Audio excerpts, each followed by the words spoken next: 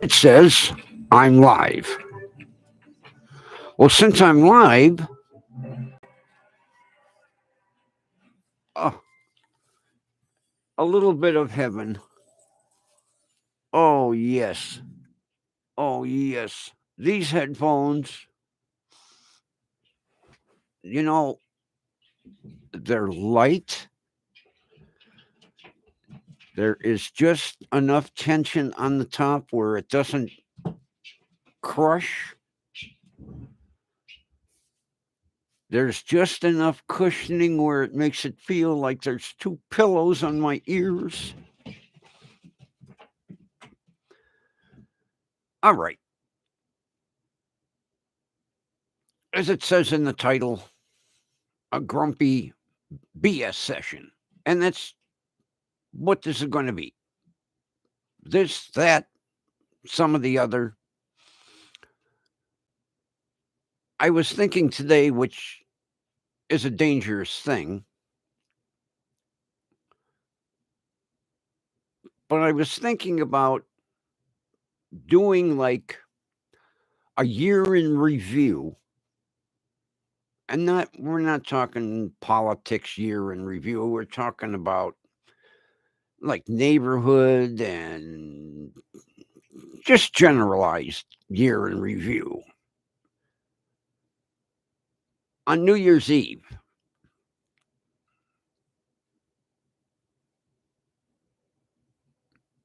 I know there's a lot of people that wouldn't want to watch me for a couple of hours, but I'm kicking the idea around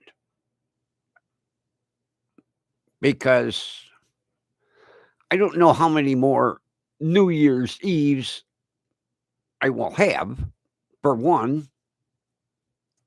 And for two, uh, other YouTubers have done it.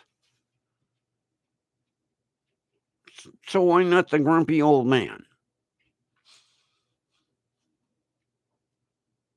Just a thought. Still kicking it around. Now, I go to see my pain management doctor today, okay? And we usually have a bit of a BS session in between, the vital statistics and the exam. And he said something to me today where I almost fell off the examining table. He says to me, he says, well, you're a little bit older than me. He says, you're 72, I'm 52. And I literally almost fell off the examining table when he said 52 years old. I didn't think he was more than 40, 42 at the oldest. There is no way in hell, first of all, he looks 52. He doesn't act 52, and I'm not saying he tries to act like a kid, but I mean, he's always full of energy. I don't remember being that full of energy when I was 52. And that was 20 years ago. I could not believe it. I says to him, now you're bullshitting me. He reached in his wallet and he pulled out his driver's license and he says, what is that birthday?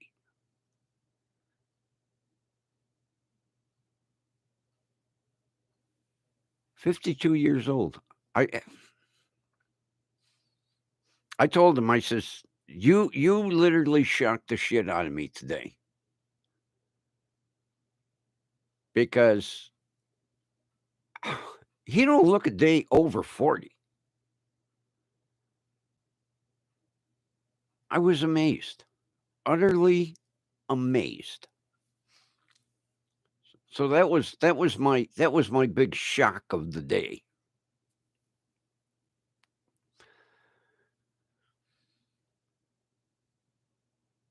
Now, as a lot of you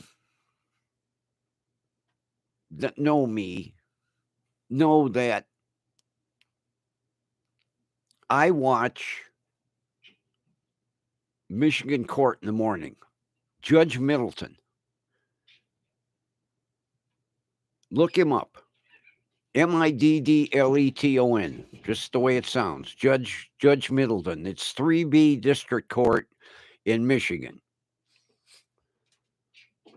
If you want to see, and now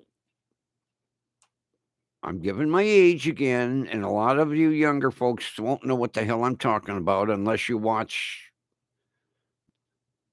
the rerun channel that runs all the programs from the 50s. I refer to it as Andy of Mayberry Court. First of all, he was born and raised in this county.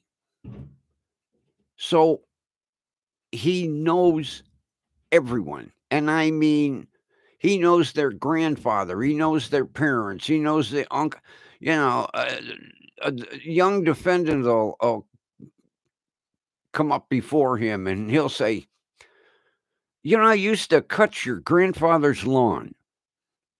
Or your uncle and my dad, were fishing buddies.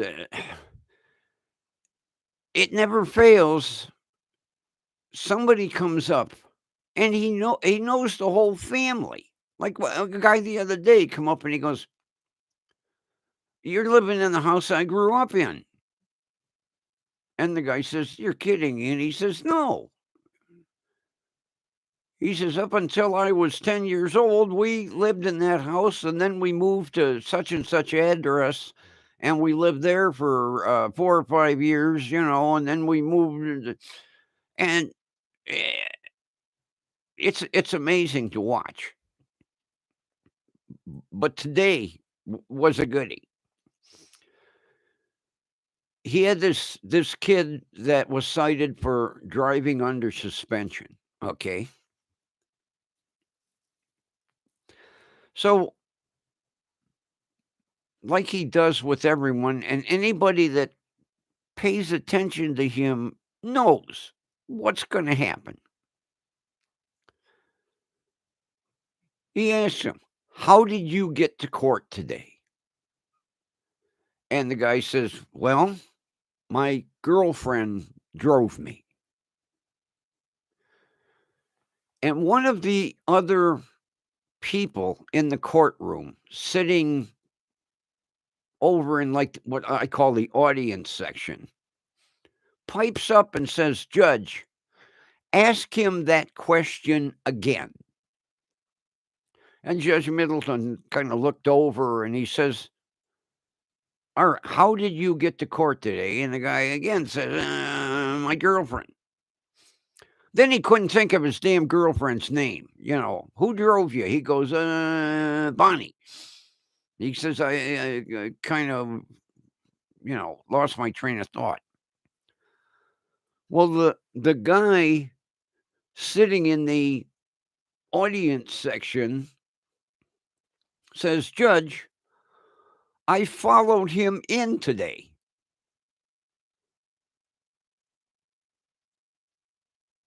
He was driving.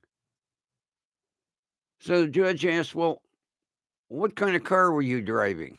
And before the kid could answer, the guy sitting in the courtroom says, "A black Audi A4." And Judge Middleton, you could tell he was pissed. And then, on top of it, the prosecutor had just cut this guy a fucking sweet deal. They dropped it down from driving under suspension to some, I've never heard of, I don't know if Ohio has this. They call it allowing another to violate the vehicle code. Well, the another that you allow to violate is you.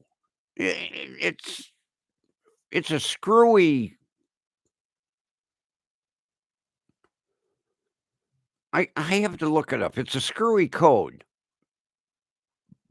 But to take and throw this ticket for driving under suspension out, to drop it down to this, which doesn't go on your driving record, it's no points. So Judge Middleton tells the guy, go out and get your girlfriend and bring her into court.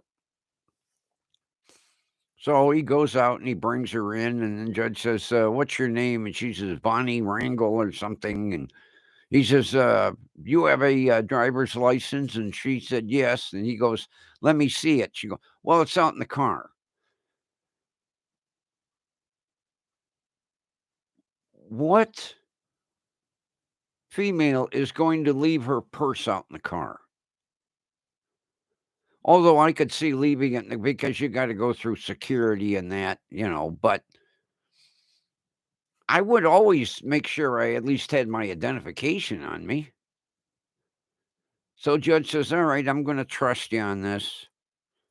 And he admonished the guy. He chewed the guy's ass out. And he also told him, he says, you really hurt my feelings lying to me in open court. And he goes, people do it all the time. And he says, to stand there and lie to me, especially after getting this sweet deal and even the prosecutor said, we could have had you both arrested. Him for driving under suspension and her for allowing him to drive her car. Which shocked the shit out of her, because I think she shit her pants when she heard that she could be arrested. But you got to go on YouTube in the morning and watch him. His court starts, he usually comes on around 8:15. No, he comes on at 8 o'clock. He starts his court at 8:15. And between 8 and 8:15, he goes through the YouTube chat. And he says good morning to everyone in the chat. I know some, a lot of judges, they say, I have a YouTube channel. He is the only judge that I know. Before, comes court time, he shuts the chat off. But he says good morning to everyone. And it amazes him. Now, like I say, it's like Andy Mayberry court. There's no real drama like you see these big murder cases, And he's utterly amazed every day that he'll go in and he says, oh my God, here's somebody saying good morning from Australia. And, in Australia, it's like midnight. And they're watching Judge Middleton's court. Like today, he had Australia, he had London, he had somebody from Malta, which really surprised him. He said, Malta? He has viewers from all over the world. And visitors. Matter of fact, he had visitors today from Mentor, Ohio, that drove up specially to be in the courtroom to meet the judge. Because after court, he goes down and he chats with the people that come to visit him. Plus, you go to visit Judge Middleton, he has like a day timer or a journal, and he writes down everybody's name, where they came from, and he said basically he's going to keep it until he retires as a memoir of, people that went out of their way to come see him. Last week, he had some people from California. They were visiting relatives in Michigan, and they said, we got to go see Judge Middleton. Instead of going and seeing the sights. This is what really shocked him. Because he says, aren't you going to, go like visit the car factories and take the tour? And the guy said, well, maybe, but we specifically wanted to see you. So look him up, Judge Middleton. Now, I couldn't find the little Nokia. But for you kids out there that had no idea what a Motorola brick phone is, here it is. The Motorola brick. Now, unfortunately, the battery won't take a charge anymore, but I'm going to... There's the screen right there. And the numbers are so tiny that you could just barely make them out. But that's the screen. There's your dial pad. What do we have here? A lot of these keys we didn't even use because they weren't, recall, yeah, clear, the volume up and down, function. We never used the function key. They never had this phone set up for it, so I don't know what the function key would have been for. What do we got here? All right, name menu. That was for your contacts. Like I say, the function key was never set up.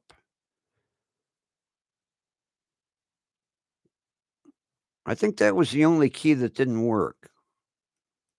There was nothing. The function key did nothing because you couldn't text message. But this is the Motorola brick right here. And believe me, this is a brick. This thing weighs a ton. And there you are talking on the...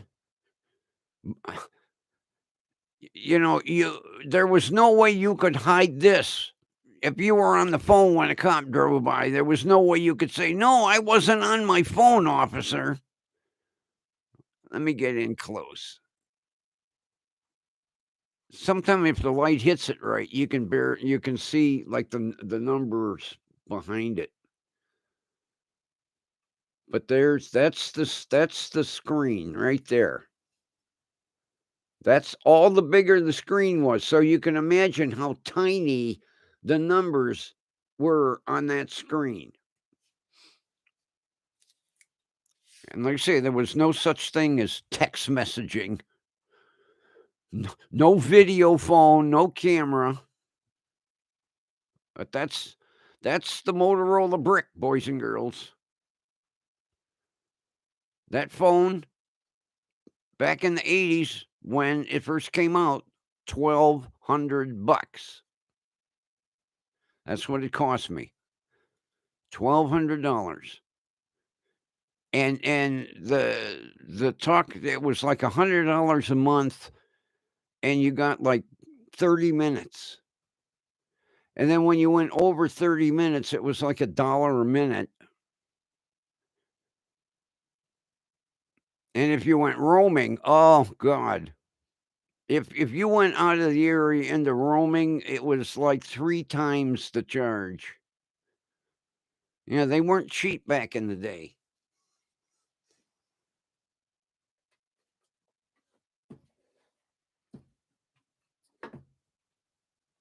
It's going to get a revered spot right at the corner of my desk. But tomorrow I am going to dig through. It's in my dresser. The Nokia. And when I say it was tiny, it wasn't too much bigger than... Actually, I think it was like smaller than this mouse. It was. It was like 3/4 the size of the it was a little tiny thing. And anybody that knows that phone agrees that it was the most kick-ass, most powerful little cell phone out there. Why Nokia dropped it? Of course, if somebody came out with a different design, everybody followed. But that little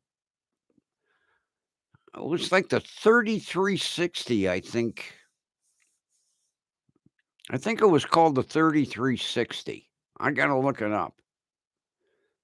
It was a kick-ass yeah, it was like s s was about the thickness of a pack of cigarettes and maybe 3/4 the size. You could drop it in your pocket.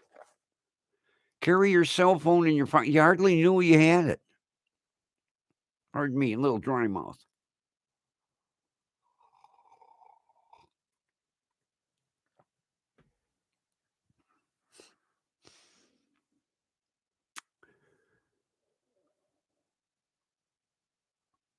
I had a friend that was a authorized cell phone facility, and, I had a deal worked out with her. Anytime a new cell phone came out, I just swapped because back in the day, you all you did was pop your SIM card out. You had a little SIM card. You popped it out of one phone, you popped it in another phone, and you're there to go because you always made sure that when you entered any information, any phone numbers, you save them to the SIM, not to the phone. That way, you got a new phone, you just popped the SIM card out, popped it into the new phone, and you were set to go. The first thing I would do when I got a new phone was go into the settings and put save to SIM. That way, if I entered a phone number, it was immediately on the SIM card. Plus, when I gave her the phone back, it was clean. The memory had nothing in it. It was like a brand new phone. And then she sold them as demos for like 80% of what the price was. So she didn't lose any money.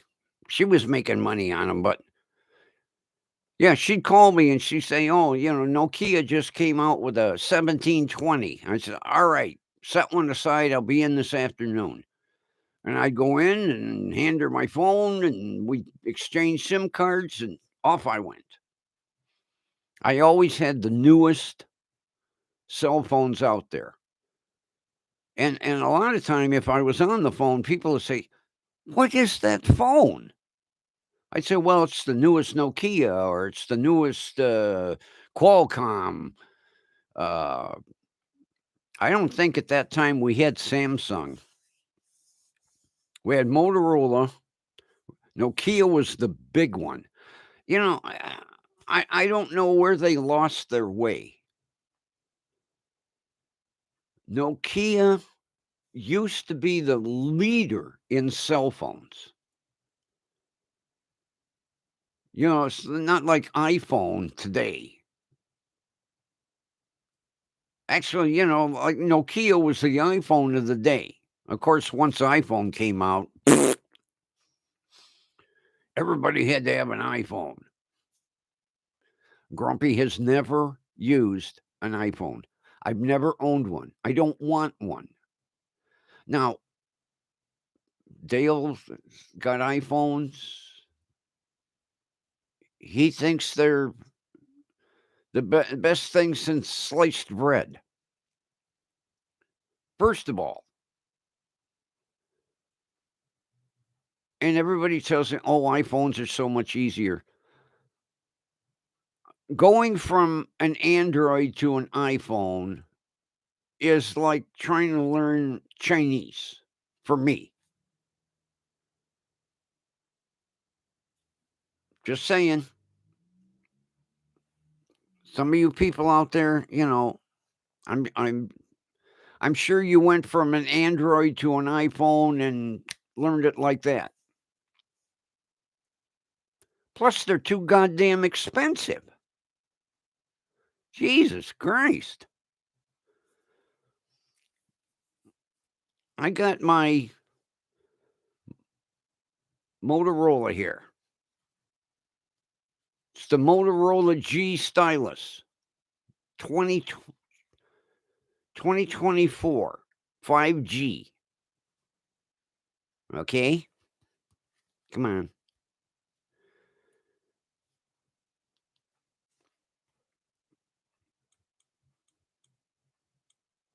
When I wear my glasses a certain way,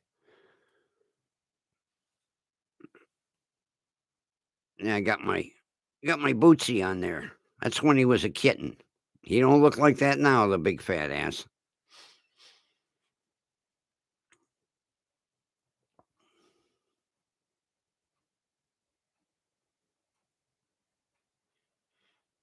Smart ass. Text message. I paid $300 for this. Brand new. $300. I could buy 4 iPhones, I could get 4 of these for the price of one iPhone. I can't see paying $800 to $1,000 for a damn cell phone. I know with the younger generation, it's a fucking status symbol. Oh, I got the newest iPhone. I got the iPhone 15 Max Pro General, Yahoo machine. All I need to do is make a call, do some text messages, maybe take a picture now and then. I have no idea how you do video. These people, soon as they see something interesting, record it. I don't know how to do a video. Never done one. Probably easy as shit.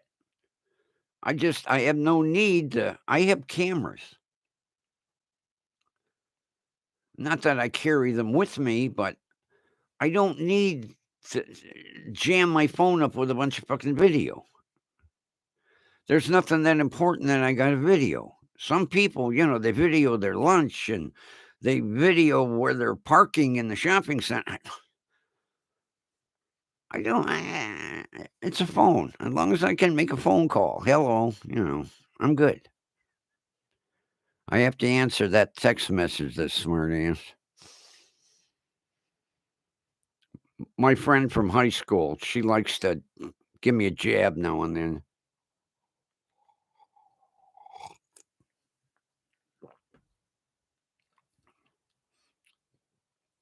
But since I don't have, although somebody told me I don't go in and check my videos from the previous day. Somebody told me the comments are turned on. I guess I'll have to check. But right now, the only way I know you can comment is on Facebook. But if you can comment on my YouTube video, then comment on it and I'll check it in the morning. Maybe it's been on for a while and I didn't even frickin' know it. Let me know if you could put up with Grumpy for 2 or 3 hours. I wouldn't start a New Year's Eve stream at like 6 p.m. I might start like at 10.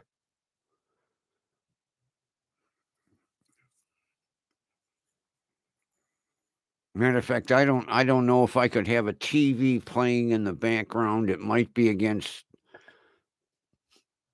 YouTube's terms of service.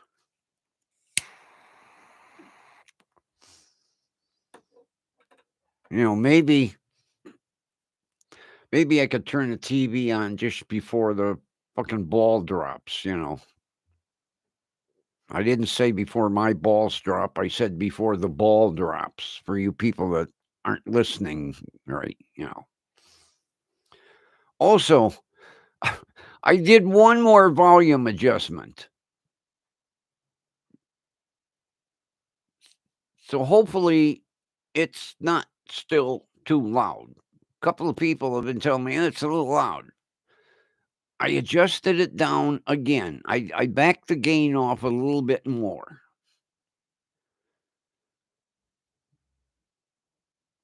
I knew I forgot something. These people that refer to the post office as snail mail.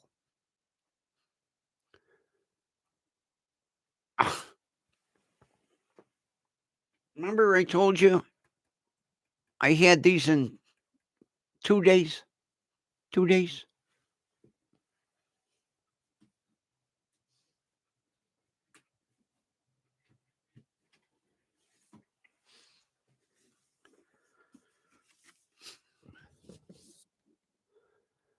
There is the brushed aluminum Yeti Snowball.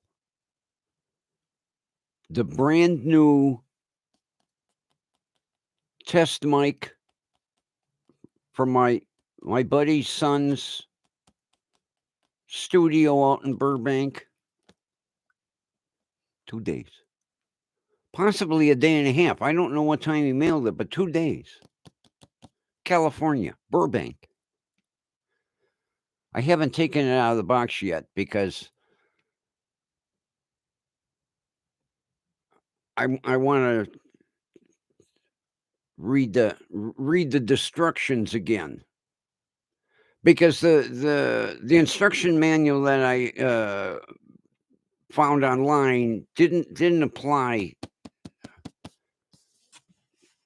to this version. Plus, one thing I did discover. See that? These are not really set up for desktops. I can use it on a desktop, but I can't use it the way I'm using this. These are more for laptops and tablets.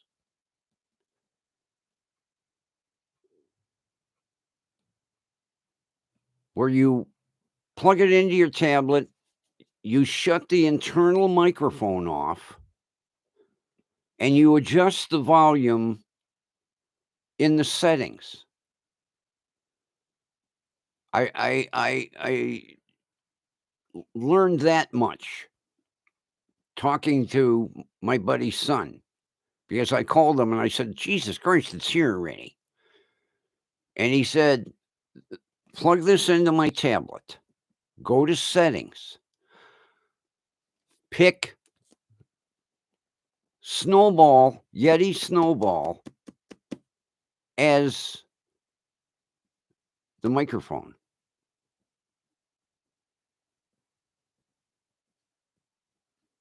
And turn off the tablet's internal microphone. Select this as the default. And then there you go. You use the camera from your laptop, and you have your Yeti mic, your Snowball, on its little pedestal, set up with your laptop on your desk. And then this has got the adjustments where, so you got somebody sitting across from you. You have the front mic and the back mic. Or if you're like in a conference room with several people, you click it to setting 3 and it picks up everybody. That's why the other day when I went to test the white Snowball, I couldn't get. See, when I plugged this one in, the computer is programmed for this mic. I just go in and since, I don't have an external mic plugged into my desktop. You on the front of your desktop, it shows headphones and microphone. That's the way they're set up. But these are plug and play to adjust your audio on the microphone. The snowballs are set up to go into the settings and do your adjustments there. That's why there's no headphone plug on the snowball microphones. Because you plug the headphones into the headphone jack on your laptop. Now, you can also, instead of using the internal camera, you can always put an external on. On my laptop, I could take and turn off the internal built-in camera and go to this one.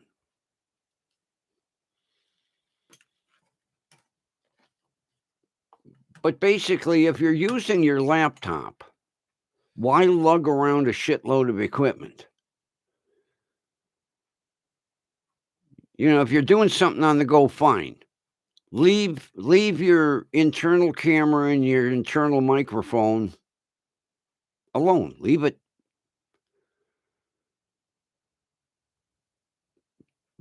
But if you want a little better audio and you're sitting at a desk and say you're doing a blog, an entertainment blog, and you've got someone sitting with you, then you pull out your snowball mic. It's probably going way over everybody's heads, but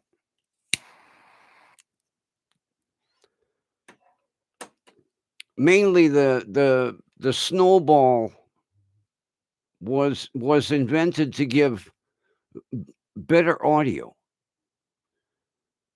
Because the internal microphones on laptops suck.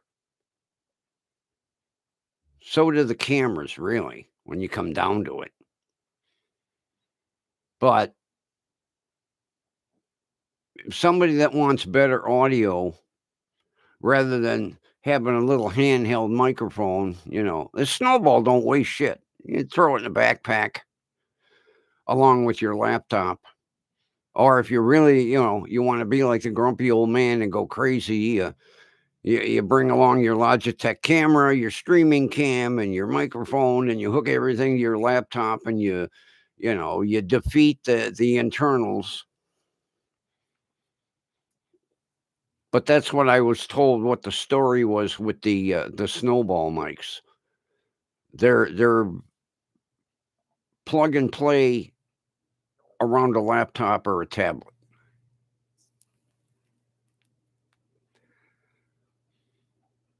I know, a bunch of useless information that nobody really needs to hear. But in the Facebook comments, unless unless you can watch this on YouTube and comment on it and let me know what you think about the grumpy old man doing 2 hours of New Year's, the year in review up until midnight. And like I say, we're not going to get into a bunch of political, and it's mainly going to be normal life items.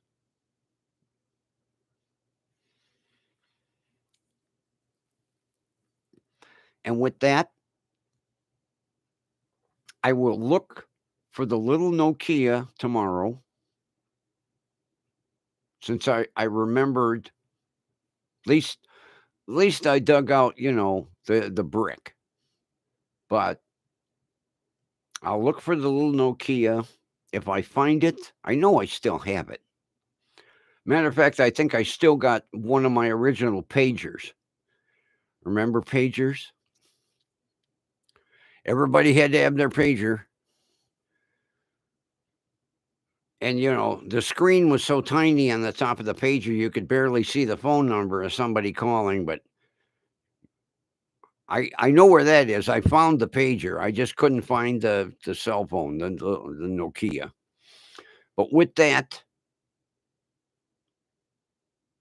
let me know what you think about a New Year's stream, and I will talk to you tomorrow. See you. Bye.